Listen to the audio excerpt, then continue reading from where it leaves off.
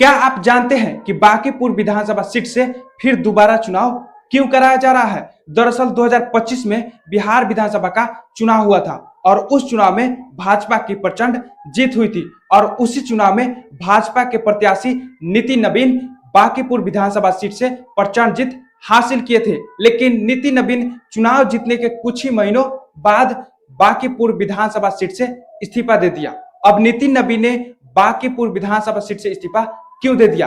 क्योंकि नितिन नवीन को राज्यसभा का सांसद बनना था। अब एक व्यक्ति तो दो पद पर रह नहीं सकता, एमपी और एमएलए यानी सांसद या विधायक। या तो वह व्यक्ति सांसद के पद पर रह सकता है या तो वह व्यक्ति विधायक के पद पर रह सकता है। इसलिए नितिन नवीन ने विधायक पद से इस्तीफा दे दिया और 30 मार्च को नितिन नवीन ने विधायक के पद से इस्तीफा दिया था और 16 अप्रैल 2026 को नितिन नवीन ने राज्यसभा सांसद के रूप में शपथ ले ली और राज्यसभा का सांसद बन गए, जिसके वजह से बांकीपुर विधानसभा का सीट खाली हो गया। और खाली होने के कारण जनप्रतिनिधित्व अधिनियम के अनुसार चुनाव आयोग को जिस विधानसभा का सीट खाली रहता है उस विधानसभा में 6 महीने के अंदर में उपचुनाव के रूप में दोबारा चुनाव कराया जाता है। इसलिए बांकीपुर विधानसभा सीट से दोबारा चुनाव कराया जा रहा है। चुनाव 30 जुलाई 2026 को होगा और चुनाव का नतीजा 3 अगस्त 2026 को घोषित कर दिया जाएगा। इस चुनाव में किस पार्टी के कौन कौन से प्रत्याशी खड़े हुए हैं ये भी जान लो।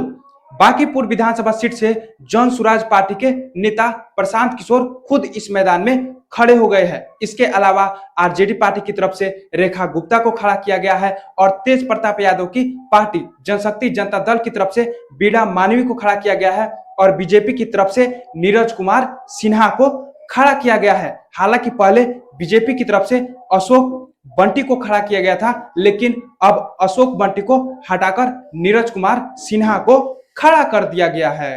कहा जाता है कि बांकीपुर भाजपा का गढ़ है, यानी बांकीपुर विधानसभा सीट भाजपा का घरेलू सीट है। यानी सीधे कहने का मतलब यह है कि भाजपा जब चाहे तब बांकीपुर विधानसभा सीट से चुनाव लड़कर जीत सकती है, क्योंकि नितिन नवीन के पिताजी नवीन किशोर प्रसाद लगातार 4 बार बांकीपुर विधानसभा सीट से विधायक रहे हैं और नितिन नवीन लगातार 5 बार बांकीपुर विधानसभा सीट से विधायक रहे हैं। और यदि डेटा देखा जाए तो लगभग 30 से 35 साल लगातार वहां भाजपा की सरकार है, यानी वहां लगातार भाजपा के ही प्रत्याशी जीत रहे हैं। तो यह भला भाजपा का सीट क्यों न माना जाए, यह भला भाजपा का गढ़ क्यों न माना जाए। लेकिन इस बार के चुनाव में भाजपा का थोड़ा सा ढीलापन दिख रहा है, क्योंकि इस बार भाजपा को टक्कर देने के लिए प्रशांत किशोर ही मैदान में कूद पड़े हैं। हालांकि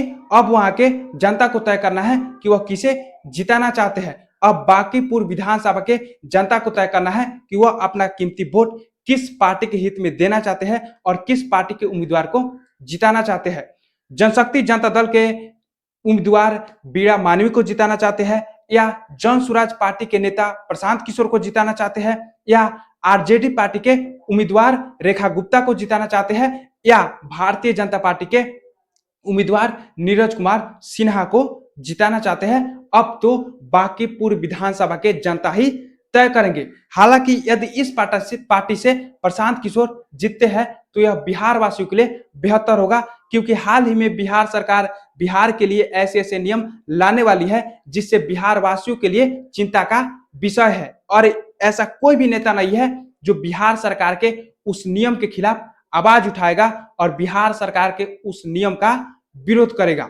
और यदि प्रशांत किशोर बांकीपुर विधानसभा सीट से जीतते हैं तो ऐसा लगता है कि बिहार सरकार के उस नियम के खिलाफ आवाज उठाया जाएगा और बिहार सरकार के उस नियम के खिलाफ विरोध भी किया जाएगा। बाकी आपको क्या लगता है? आप प्रशांत किशोर के लिए या अन्य पार्टियों के नेता के लिए आपका क्या राय है, कमेंट में जरूर बताना। आशा है कि आप इस मामले को समझ गए होंगे। यदि आपको भी लगता है कि बांकीपुर विधानसभा सीट से प्रशांत किशोर को जिताना चाहिए तो आप प्रशांत किशोर के लिए अपनी राय कमेंट में रख सकते हैं। बाकी इस मामले पर आपकी क्या प्रतिक्रिया है, कमेंट बॉक्स में जरूर बताना।